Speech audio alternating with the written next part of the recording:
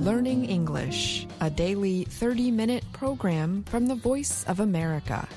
I'm Ashley Thompson. And I'm Dan Novak. This program is designed for English learners, so we speak a little slower and we use words and phrases especially written for people learning English.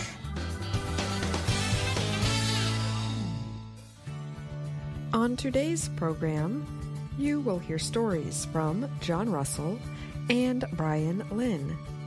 Later, Katie Weaver and Dan Friedel have a special health and lifestyle report. Finally, we hear today's lesson of the day from John Russell. But first, scientists in Berlin announced recently the first successful embryo transfer in a white rhinoceros. The transfer, which occurred in a southern white rhinoceros, offers hope for saving the northern white rhino from completely dying off. The white rhinoceros includes two different subspecies, the northern and the southern. The last male northern white rhino died in 2018. Only two female members of the subspecies remain. Neither of them can carry a baby. Southern white rhinos are more numerous. Researchers hope to use eggs and sperm from northern white rhinos to produce embryos that will be put into southern white rhino surrogate mothers. A surrogate is something that performs the duties of something else. To test the plan, scientists said they transferred the embryo of a southern white rhino into a surrogate southern white rhino mother at the Olpejeta Conservancy in Kenya on September 24, 2023. However, the research team only learned of the pregnancy after the surrogate mother died of a bacterial infection in November 2023. The embryo was discovered during an examination of the body after death. Even with the death, researchers found reasons to be hopeful. The International Biorescue Team, a group backed by the German government, confirmed recently that the operation had produced a successful pregnancy of 70 days with a well-developed 6.4 centimeter long male embryo. We achieved together something which was not believed to be possible, said Thomas Hildebrandt of the Leibniz Institute for Zoo and Wildlife Research. That is really a milestone to allow us to produce northern white rhino calves in the next 2.5 years, Hildebrandt said. The northern white rhinoceros subspecies has only two known examples left in the world. The Olpejeta Conservancy in Kenya says that Najin, a 34-year-old, and her 23-year-old offspring, Fatu, both cannot naturally reproduce. In 2018, the last male white rhino, Sudan, was 45 when he was euthanized because of age-related problems. He was Najin's father. Scientists stored his semen and that of 4 other dead rhinos. Some conservation groups have argued that it is probably too late to save the northern white rhino using the method known as in vitro fertilization. The species once lived in Chad, Sudan, Uganda, Congo, and Central African Republic, but human conflict has caused the creature to disappear. Critics say the efforts made to save the northern white rhino should instead go to save at-risk species that have a better chance to survive. About 20,000 southern white rhinos remain in Africa. That subspecies and another species, the black rhino, are increasing in number after illegal hunting nearly caused their disappearance. I'm John Russell.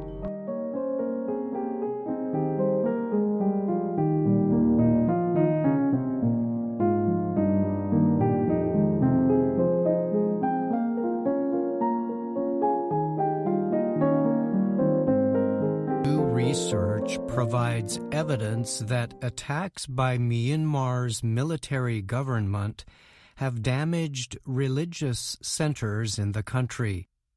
Religious leaders and human rights workers say the reported attacks are part of a wider campaign to attack religious communities across the nation.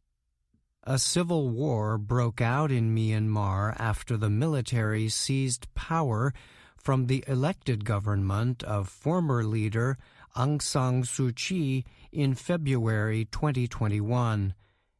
Human rights agencies and United Nations investigators say they have found evidence of Myanmar security forces targeting civilians.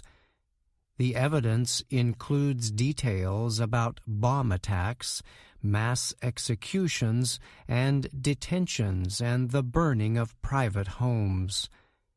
One group, the Assistance Association for Political Prisoners, accuses security forces in Myanmar of killing at least 4,416 people since the 2021 military takeover. The Myanmar Witness Project completed the new report on the destruction of religious centers. The project is part of the Britain-based Center for Information Resilience. Myanmar Witness examined claims of 5 airstrikes that caused major damage to religious centers over several months in 2023. The attacks happened in Myanmar's western Chin state. Religious buildings are given special protection under international law. Another group, the Chin Human Rights Organization, reported that the military has destroyed at least 107 religious buildings in Chin State since 2021. Those included attacks against 67 churches and 5 Buddhist monasteries, the group said. A 2023 report by the International Commission of Jurists said 94 Buddhist religious centers and 87 Christian ones had been destroyed or damaged nationwide. The Myanmar Witness Group collects evidence, including pictures, video, and witness accounts found on social media services. The group compares this evidence with satellite images or other methods to confirm human rights abuses. Matt Lawrence is director of Myanmar Witness. He said the main goal of the project is to give evidence of atrocities to international groups for further investigation. Many human rights activists have accused the military of aiming for religious buildings. Bombing churches is much more than just collateral damage, wrote Benedict Rogers. He is a former East Asia team leader for the human rights organization Christian Solidarity Worldwide. He wrote in an email to the Associated Press, targeting them is part of a deliberate strategy.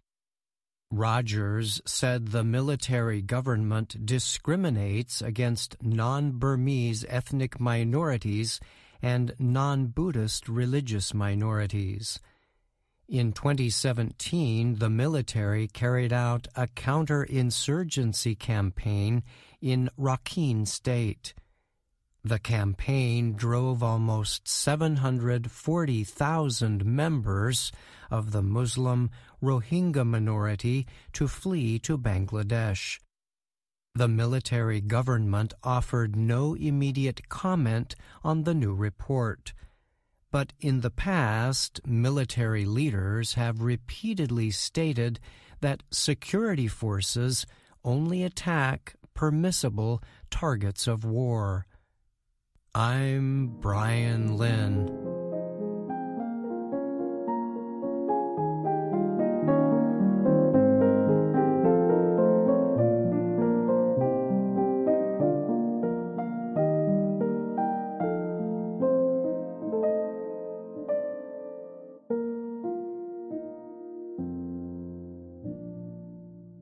Britain's King Charles was treated recently for a medical condition called enlarged prostate. American Defense Secretary Lloyd Austin recently spent 2 weeks in a hospital for treatment following an operation for prostate cancer. The 70-year-old Austin did not share any news of his medical condition publicly at first. He also did not inform President Joe Biden of what the Defense Department described as a minimally invasive operation on Austin's prostate on December 22nd. On January 1st, the defense chief developed severe pain and was taken by ambulance to the hospital. He was placed in the intensive care department with an infection linked to the operation.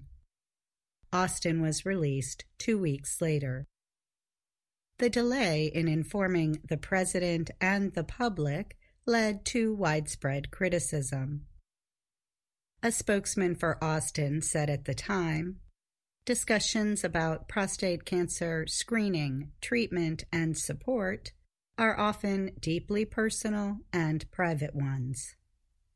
King Charles, however, announced on January 17th that he would undergo a corrective procedure for an enlarged prostate. His announcement came on the same day the 75-year-old king learned of his medical condition.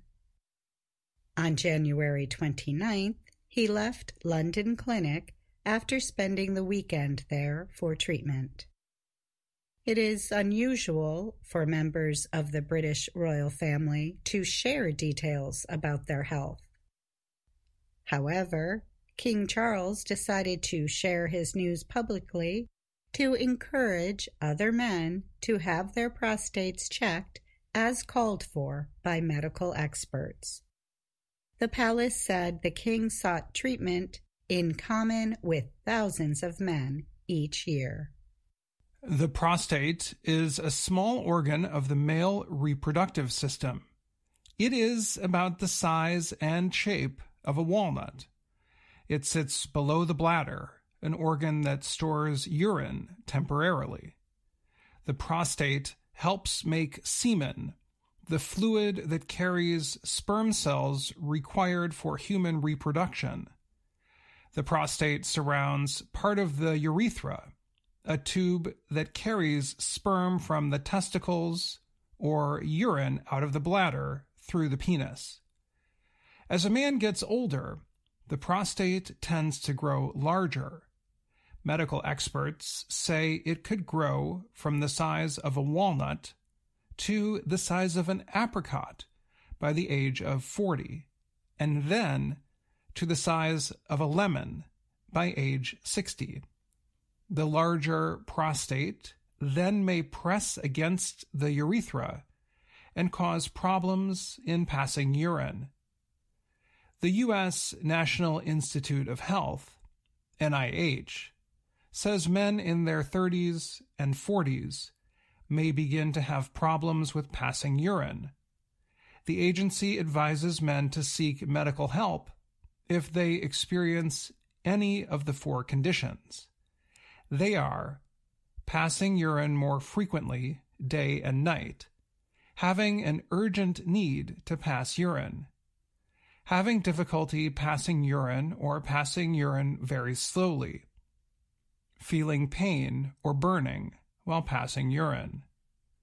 The NIH says the three most common prostate problems are prostatitis, or inflammation of the prostate, enlarged prostate, also known as BPH, or benign prostatic hyperplasia, and prostate cancer. Prostatitis is an inflammation of the prostate that may result from a bacterial infection. It affects at least half of all men at some time during their lives. In the U.S., this condition is most common among younger men.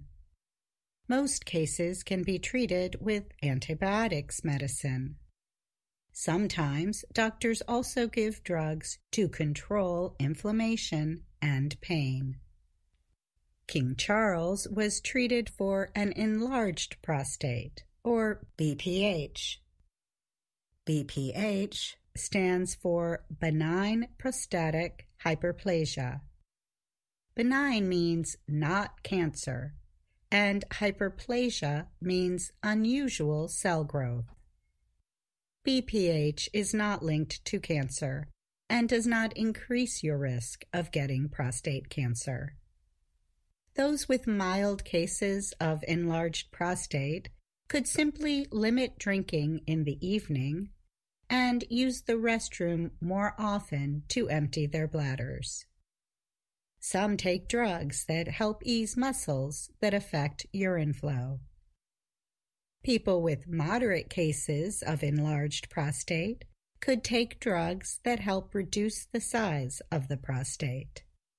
The drugs called 5-alpha reductase inhibitors help shrink the prostate, reduce blockage, and limit the need for invasive medical operations called surgeries.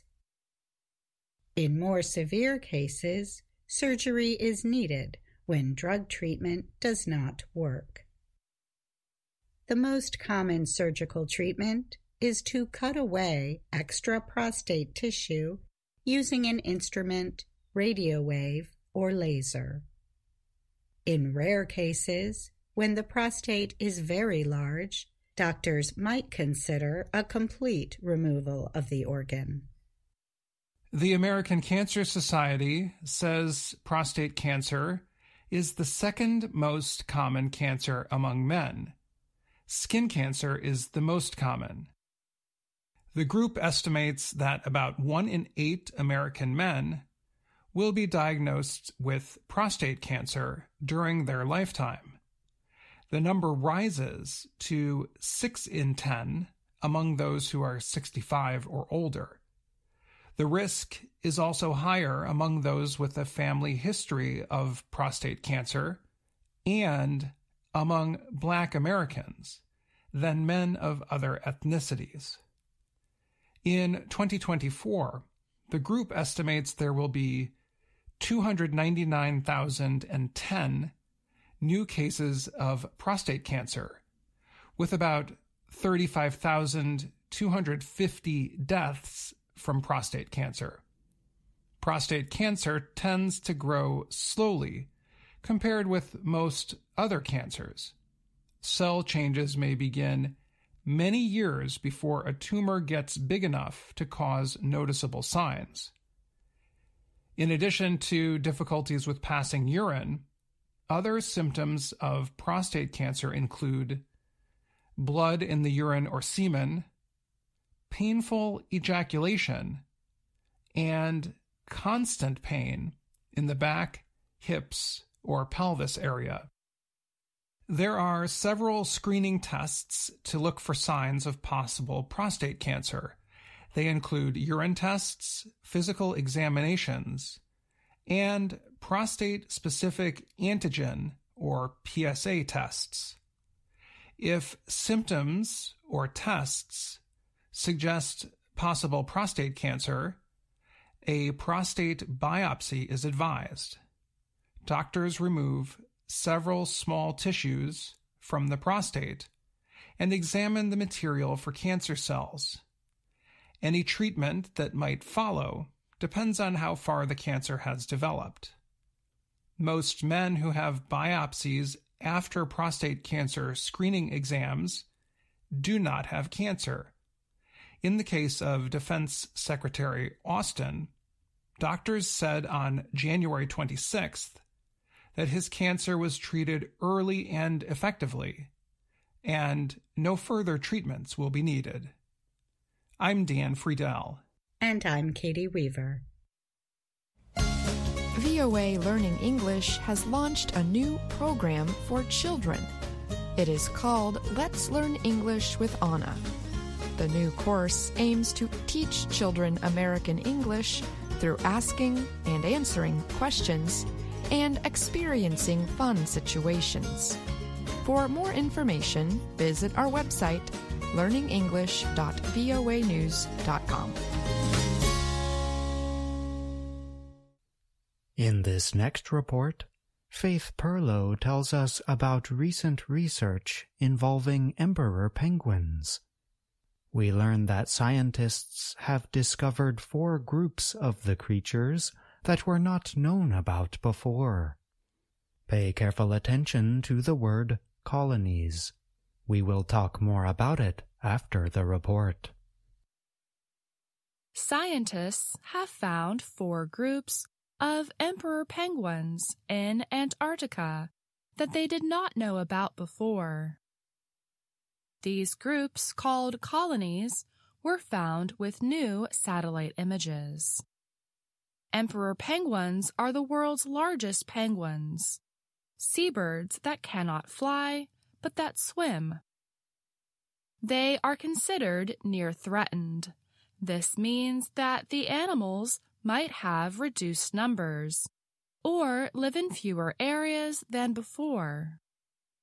The penguins raise their babies, called chicks, during the Antarctic winter, on areas of frozen sea ice.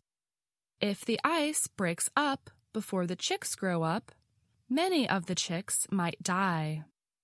Recently released research says that some of the penguins are moving away from their old colonies. Peter Fretwell is a researcher at the British Antarctic Survey, a government organization. He said that conditions at one colony had become more dangerous since 2016. As a result, the colony near Holly Bay seems to have moved about 30 kilometers east. He said emperor penguins have taken it upon themselves to try to find more stable sea ice.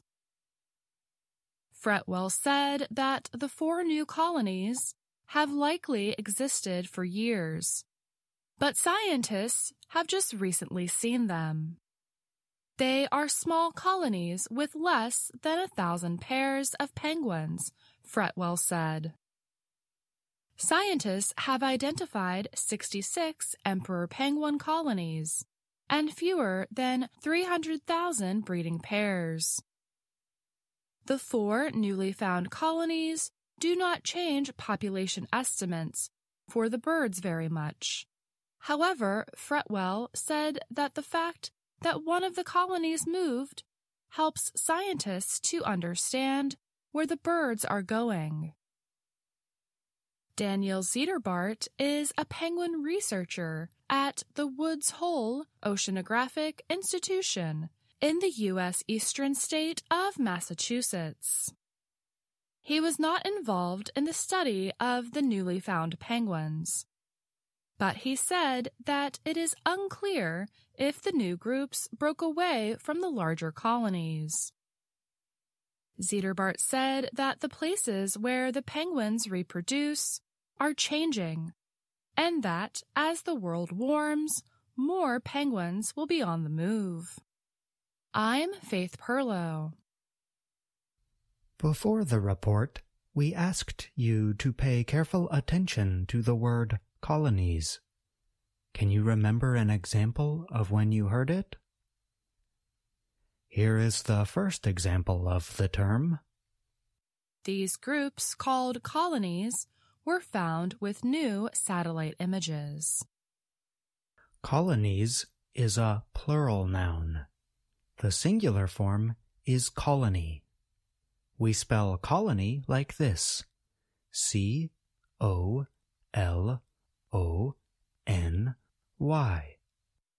A colony is a group of plants or animals living or growing in one place. We make the noun colony plural by removing the letter Y and replacing it with an IES ending. That is how we arrive at the plural noun colonies. We spell it like this: C-O-L-O-N-I-E-S.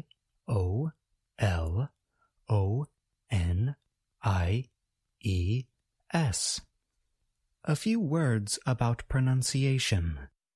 Even though we spell colony with two O's, we pronounce each O a bit differently. Listen again to the singular form, colony. Note that the first letter O suggests this vowel sound, ah. Note that the second letter O, the one that appears toward the end of the word, suggests this vowel sound, We call this the neutral vowel sound. We can do an exercise called a backwards build-up to develop our pronunciation of the entire word.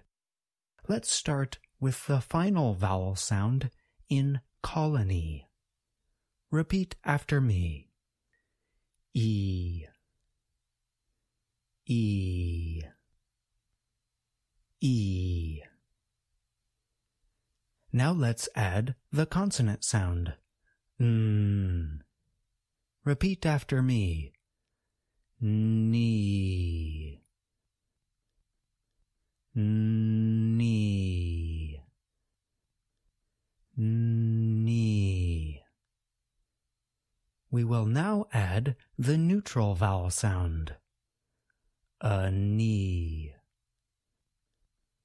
A knee. A knee. Now let's add the L sound. La knee. La knee. La knee. It's time to work on the first vowel sound, ah. Alany. Alany. Alany. We can now add the first sound and say the entire word slowly. Colony. Colony. Colony. We can now say the whole word a little bit faster. Be sure that you place stress on the first part of the word. Colony. Colony. Colony. If you want to work on the plural form, colonies, you can do the same exercise, but start with the last consonant sound, z, as in z, ease, knees, knees, knees, colonies, colonies. To summarize, in today's lesson, you learned about a useful noun for talking about plant and animal populations. You also learned how you can improve your pronunciation of this word in order to sound more like a native speaker. And that's the lesson of the day. I'm John Russell.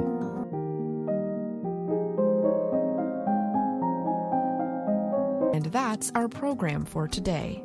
Join us again tomorrow to keep learning English through stories from around the world.